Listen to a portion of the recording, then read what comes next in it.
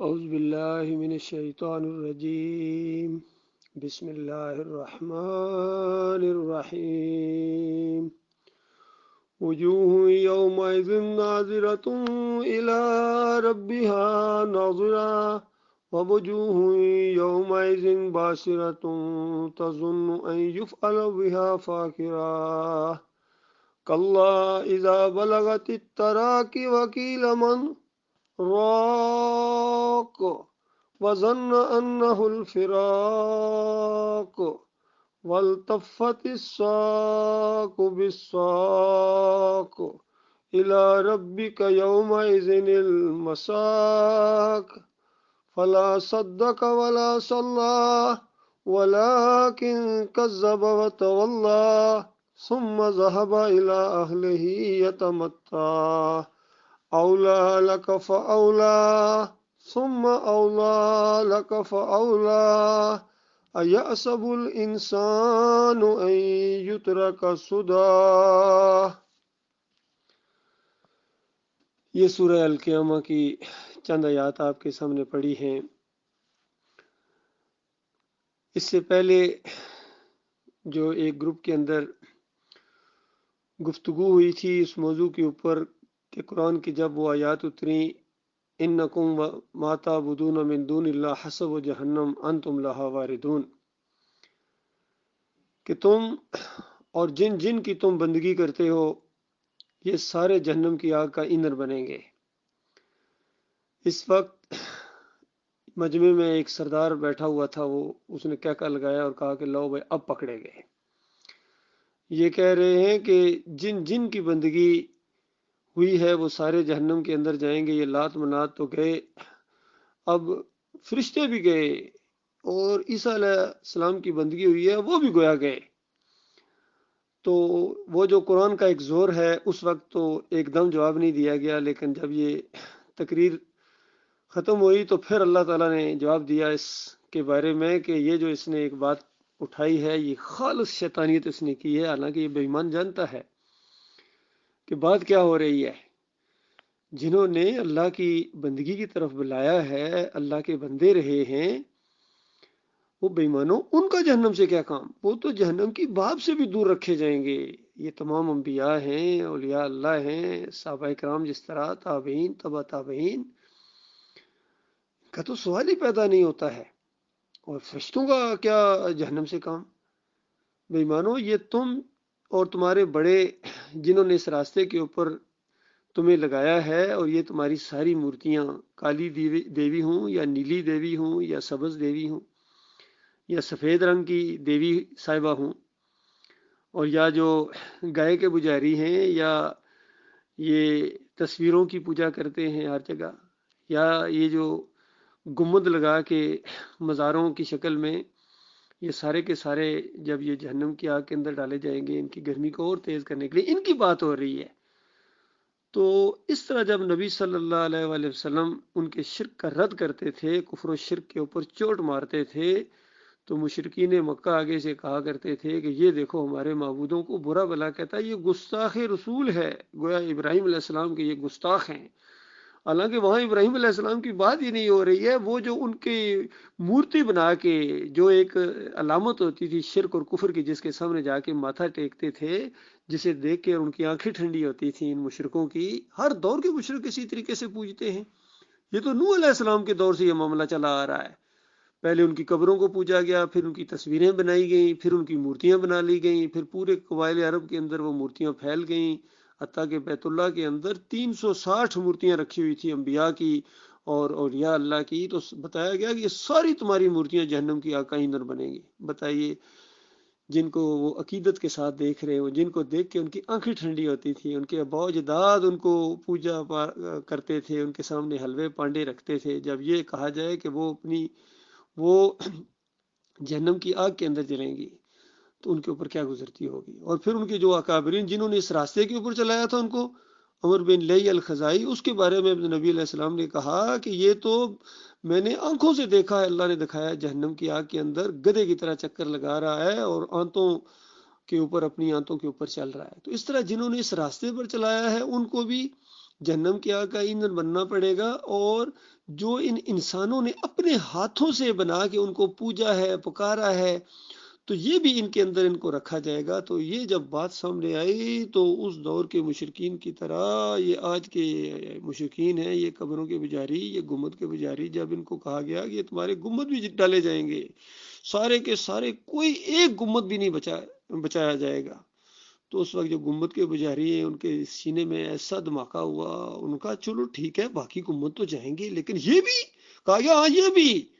تو اس کے اوپر تو ایسے سیخ پا ہوئے اور ایسے فتوے انہوں نے جاری کرنا شروع کر دیے، اور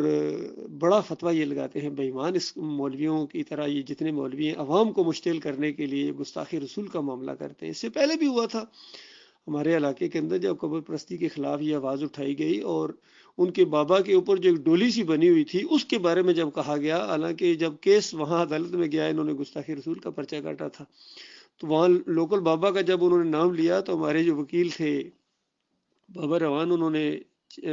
جسٹس افر سیاب کو روک کے کہ یہاں ذرا رک کے غور کیجئے، یہ لوکل بابا کی بات ہو رہی ہے، یہ نبی علیہ السلام کی بات نہیں ہو رہی ہے، یہ لوکل بابا اور اس کے اس گنبد کی بات ہو رہی ہے۔ تو ہر دور کا فریب کار دیکھیے اسی طریقے سے فریب کاری کے ساتھ عوام کو مشتعل کرتا ہے،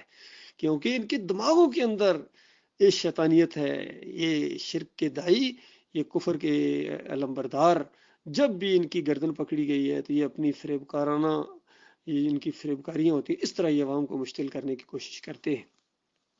تو بڑی زبردست گفتگو ہوئی، 1.5-2 دن اس کے اندر گفتگو ہوتی رہی، اور آپ اس میں اپنے اپنے عقیدے کا کھل کے اظہار ہوا،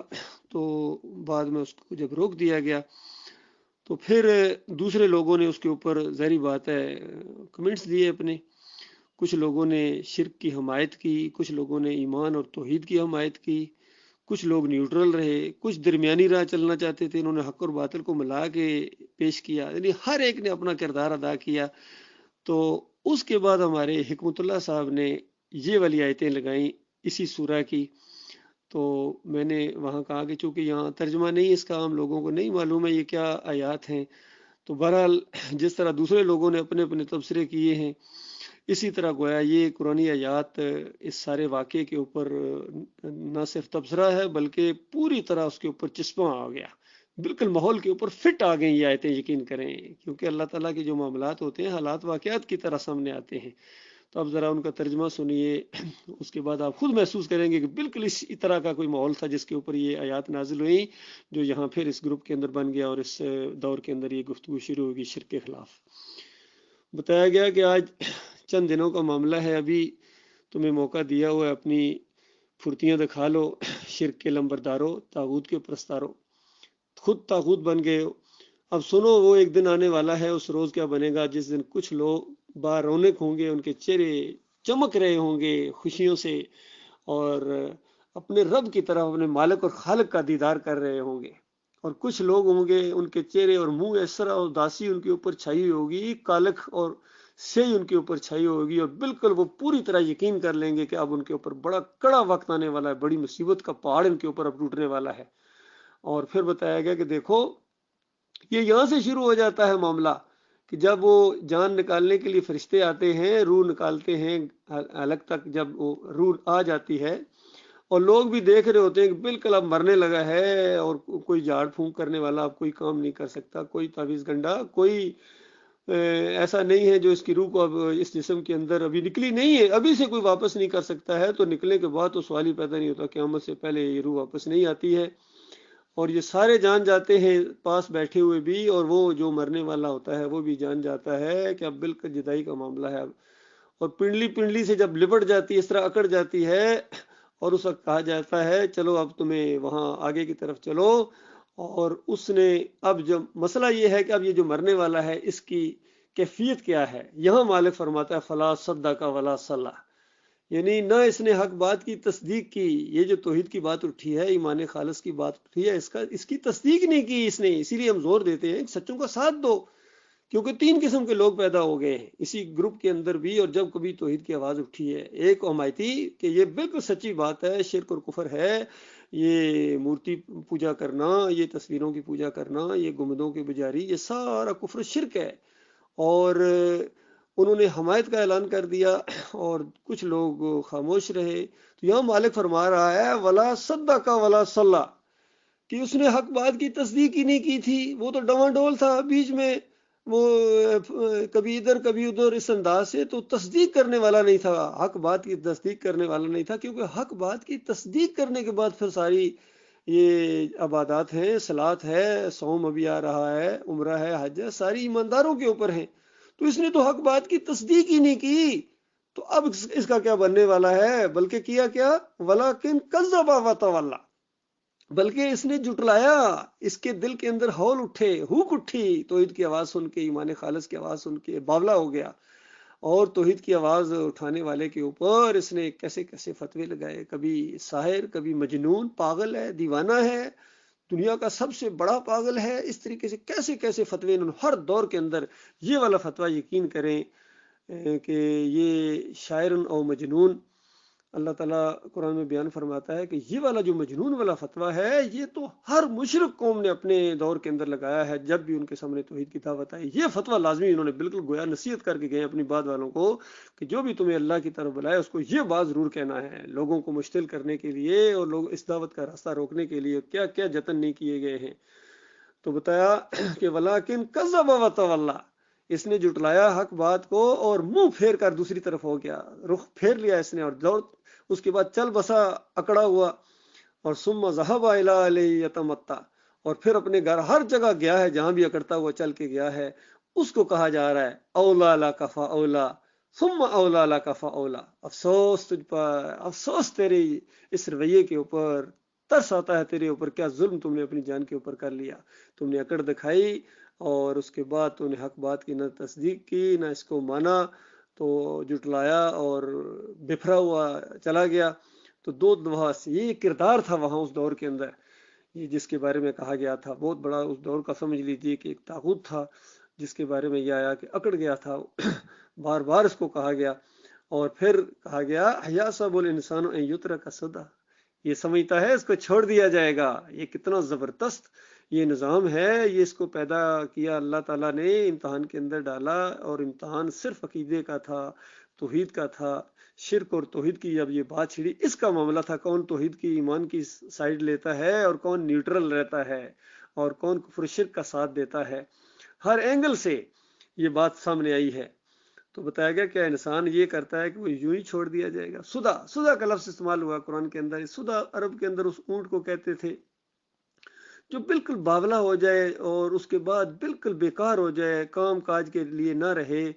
تو اس کو وہ چھوڑ دیتے تھے. یعنی وہ بالکل کاؤنٹنگ میں نہیں آتا تھا. یعنی اس انداز سے کہ اگر کوئی کہے بھی تمہارے پاس کتنے اونٹ ہیں، وہ کہتے ہیں ہاں اتنے اتنے بیچ دیے، اتنا یہ ہو گیا، اتنے سدا ہو گئے. یعنی وہ بالکل فارغ ہو گئے، بھاگ گئے، اور ایسے اس کے پیچھے بندہ جاتا بھی نہیں تھا. تو سدا اس اونٹ کو کہا جاتا تھا اس دور کے اندر. تو یہاں انسان کے لیے کہا گیا کیا تجھے سدا کی طرح چھوڑ دیا جائے گا حضرت صاحب؟ تو یہ تو بالکل ہرگز نہیں چھوڑا جائے گا. حساب کتاب آنا ہے. ایک ایک لفظ جو انسان اپنے منہ سے نکالتا ہے، یہ بالکل لکھنے والے لکھتے ہیں، پورا ریکارڈ تیار ہو رہا ہے. اور کل قیامت کے دن نیتوں کے ساتھ، جو دل کے اندر نیتیں تھیں نا، جس کا جھکاؤ اللہ کی طرف تھا، ایمانداروں کی طرف تھا. جس طرح نبی علیہ السلام سے جب پوچھا گیا کہ ایک بندہ کسی سے محبت کرتا ہے لیکن اس سے جا کے ملاقات نہیں کر سکتا، کسی وجہ سے مجبوری ہے، تو نبی علیہ السلام نے فرمایا کہ جو جس سے محبت کرتا ہے قیامت کے دن یعنی آخرت میں اسی کے ساتھ ہوگا. تو اس واقعے کو صحابہ بیان کرتے ہیں کہ ہمیں اتنی خوشی ہوئی، اتنی خوشی ہوئی، اتنی خوشی ہوئی جو کبھی کسی اور موقع پر نہیں دیکھی گئی تھی. جو جس سے محبت کرتا ہے، تو جو جس سے محبت کرتا ہے ظاہری بات ہے اسی کی سائیڈ لیتا ہے، اسی کے دین کے اوپر ہوتا ہے، اسی کے عقیدے کے اوپر ہوتا ہے. تو جو ایمانداروں کی سائیڈ لے گا، ایمانداروں سے محبت کرے گا، وہ کل قیامت کے دن ایمانداروں کے ساتھ ہوں گے. اور جو کافر و مشرکوں سے محبت کریں گے، طاغوتوں سے محبت کریں گے، ان سے دلی دوستیاں رکھیں گے، ان کو اپنے سرپرست اعلیٰ مانیں گے، امیر جماعت مانیں گے، تو ظاہری بات ہے وہ ان طاغوتوں کے ساتھ ہوں گے. اور جو بیچ میں نیوٹرل ہوں گے، ان کے بارے میں نہ ادھر نہ ادھر، یہ تو منافقین کا انداز ہے. یہ منافق ہوتے ہیں ایسے لوگ، ایمانداروں کی صفوں کے اندر ہوتے ہیں، نہ ادھر ہوتے ہیں نہ ادھر ہوتے ہیں. مخلص مومنوں کو یہ ہمیشہ اٹیک کرتے ہیں. یہ جو منافق قسم کے ہوتے ہیں چونکہ ان کو پتہ یہ دعوت آگے جا رہی ہے اور یہ اپنا ایک رنگ دکھائے گی، لہذا جو اس دعوت کو آگے اٹھانے والے ہوتے ہیں ان کے لیے ان کے دلوں کے اندر بڑا ہی بغض ہوتا ہے، نفرت ہوتی ہے، اور موقع موقع سے وہ نکل آتی ہے، محسوس ہو جاتی ہے. اللہ تعالیٰ ایسے خوفناک انجام سے اپنی پناہ میں رکھے.